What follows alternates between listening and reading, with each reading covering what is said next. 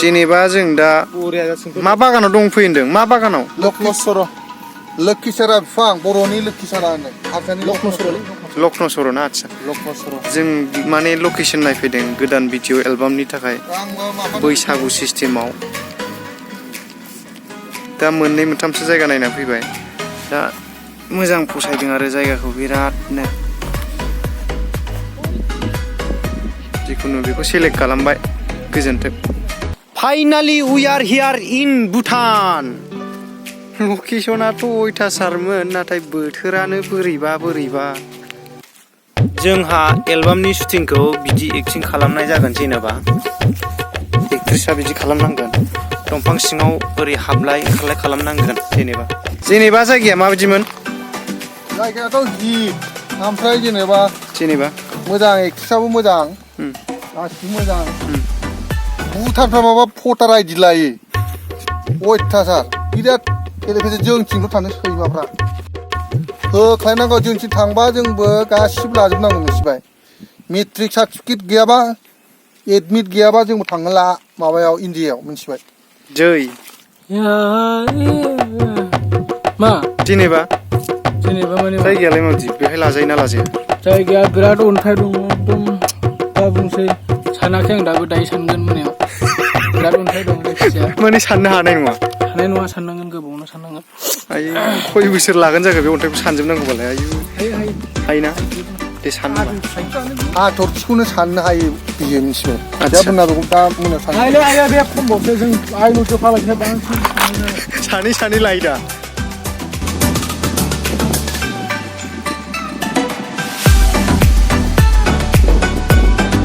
आच्छा जायगायाथ' बिराद मोजांलै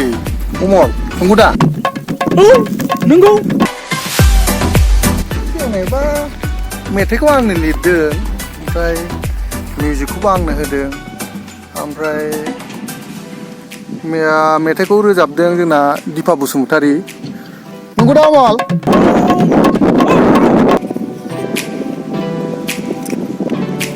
जेनेबा केमेरायाव अमलदीप पावार ओमफ्राय मेकआपआव कल्पना बसुमतारी ओमफ्राय एक्ट्रिसआ बिजिनिनि अली होननाय नंगौ दा अमल औ नोंथांखौ ना 100% एक्जेक्टलि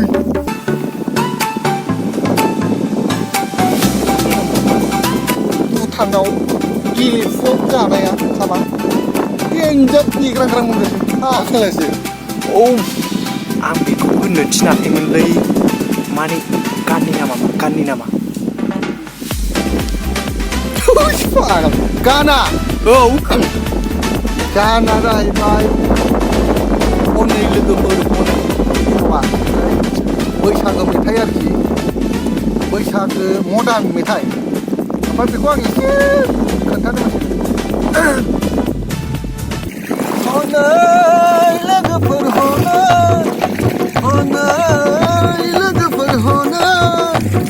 बोथोर गोदानखौ बरायबाय खाम जथा सिफुं दामनानै लोगोया मोसाबाय आइदेमलाय बागुरुम्बा बैसागो सौफैलायबाय हाय बैसागो नोंखौ बरायबाय बैसागो नोंखौ बरायबाय हाय बैसागो आर'नाइ गानहोबाय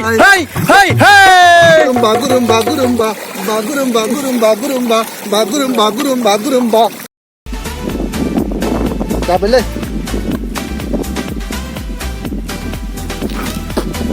गैला आरो जेनेबा करिय'ग्राफारा साला बावदोंलै माबाब्रा बिग्राय बावदोंलै माखासेफ्रा उनाव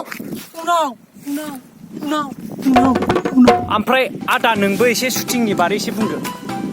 आं मोनथियालै आंलाय ड्राइभारसो आया ओइ ड्राइभारा खारबाय बाल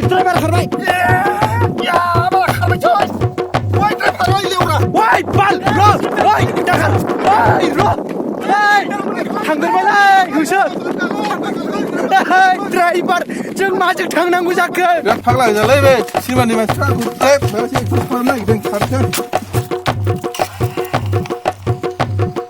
ओइ रनदोंलै मा खालामबावनो थांसै बिदा थाबायलांसै थाबायनानै गोजान मारै थाबायलांबावनांगौ थांसै जोङो जायगा नायथावथाव बे भिडिअखौ बानायनाय जादों माबाफोर मास्ति खालामनानै थांसै फैनायनि नामै बेफोरबायदि साननानै ओमफ्राय बेयाव माबाफोर गोरोन्थि जाफ्लांबायदोंबा नोंथांमोनखौ निमाहा होगोन होननानै आङो आसा खालामबाय दिनै 17 मार्च जोंनि थाखाय स्पेसियेल डे बुंनो थाङोब्ला एसएबि क्रिएशन टीमनि थाखाय मानोना जे जोंनि जानो गोनां भिडिअ खनै लोगोफोर बे भिडिअनि जाय एक्ट्रेस जागोन अली बसुमतारी आरो बिथांखौ रियेल नामाव जानबि बसुमतारी होननानै मिथिनाय जायो बे बिथाङा दिनैनि डेटआव जोनोम मोनदों स' दिनै बिनि गोथार जोनोम सान आं दिनै बिथांखौ जोंनि टीमनि जानानै बिनि गोथार जोनोम साननि समाव गसाइनाव आर'ज खालामनानै बुंहरो बिथांखौ अरायबो मोजांनि लामाजों दैथिंलांथों आरो अरायबो बिनि सायाव खुसिया साग्लोबनानै थाथों आरो माखासे गावनि साननाय ड्रिम्सफोरा मोगथाङाव अराय महर मोनथों बियो गावनि जिउआव जेखि हास्थाया जेखि लुबैया गासिबो जाफुंसार जाथों आं जोंनि टीमनि जानानै गसाइनाव आरोबाव आर'ज खालामबावबाय आरो गोथार जोनोम साननि जानबि बसुमतारीनिसिम जोंनि गोथार हामलायथि नोंथांनिसिम बावहरनाय जाबाय मारै आथिं साजोबोलाय जायोलै हायो जिखुनु जाया गोजोन्थों भिडिअखौ नायगोन ना आसाखौ खालामबाय थेंक इउ